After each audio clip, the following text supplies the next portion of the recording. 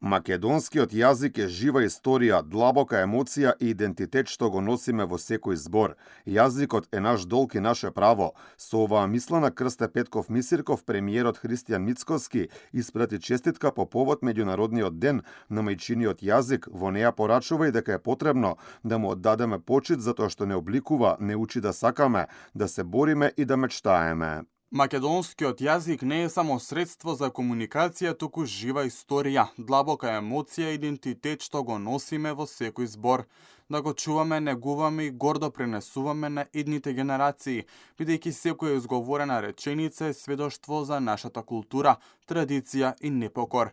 Среќа нека е денот на сите што зборуваат од срце на јазикот на своите корени.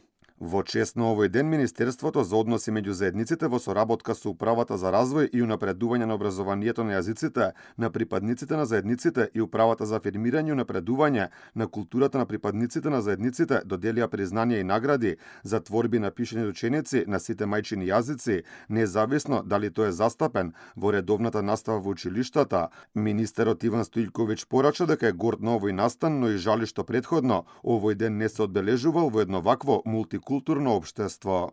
Да се влезе во процес на обележување на мајчиниот јазик, од проста причина што јазикот не само како средство за разбирање помеѓу луѓето, туку најсовршено средство за разбирање помеѓу луѓето, туку и едно како од средствата за културна, духовна и секаква друга идентификација на сите луѓе кои живеат во целиот свет. Јас тргнувам пред се, и тоа го рекол од една народна изрека која кажува дека секој јазик е ваш кој не зборува против вашите интереси. Според лингвистите, во време кога се соочуваме со инвазија на странски зборови, негувањето на мајчиниот јазик треба да биде приоритет како основен идентитетски столб преку кој сме препознатливи надвор од границите на Македонија. Велат, дијалектите се богатство на еден јазик, но литературниот македонски јазик мора да се говори многу повеќе, посебно во образовните установи.